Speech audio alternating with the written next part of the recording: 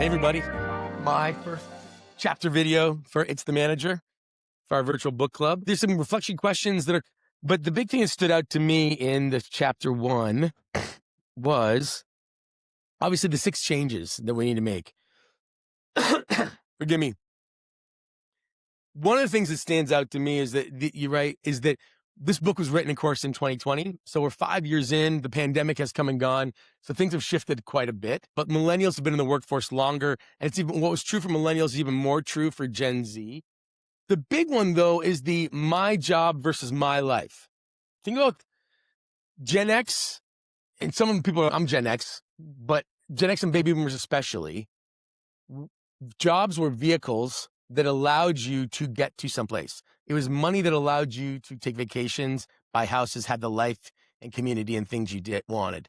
And so there's a great book called Bowling Alone. It's all about the evolution of society in America and how society after World War II, people were involved in leagues and communities and things, and now they're not. And so we have shifted to our job is also where we get our identity from. And so we expect not just a paycheck, but purpose. This is a big gap. So if we're working with employees, they're looking for purpose. And oftentimes if the manager is 50 years old or older, they're thinking about, well, it's just a vehicle.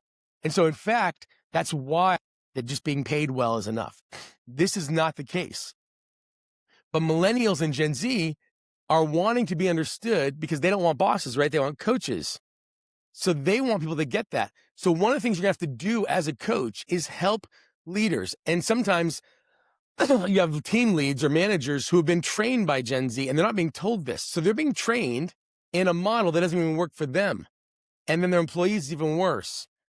This idea of purpose, this idea of now we talk about the vision, and that's why this is why it's really important is you can cite the Gallup research for your team leads that you're coaching or the small business leaders you're coaching that guess what? They are the Sherpa. They are the guide for people who see their job as their life and purpose. And so while that hasn't been the need before, reason why team leaders now have to be life coaches almost is because we no longer, according to Gallup's research, employees no longer see jobs as vehicles to get to someplace. They see their jobs as their life. They see their jobs as their identity.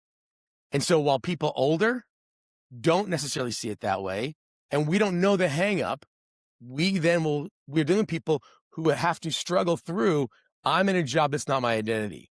In fact, not to get all personal here, but Destry and I were chatting about her daughter, Grace, who's on my podcast interview.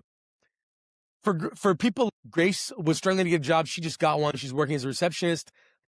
For us, we're going, cool. That's a first job. And we see it as a first job. But for a generation, I was thinking about this, for a generation who's told that their job is also their identity, even for Grace at a young age, working in this job says something about her to her world. And so coaching her is not just about coaching her into the job and the season, but coaching her through the questions of identity that are connected to her taking this job. Even though for us as older people, we know it's temporary because we know the road, she has to struggle through what does it say about me to have this role. So it's fascinating is that it feels soft. It feels these 6 things, right? My paycheck, my purpose. Satisfaction, no. Now we care about our development. We don't want a boss, we want a coach. We don't want annual reviews, we want ongoing conversations, which is another thing. Ongoing conversations is a big one too.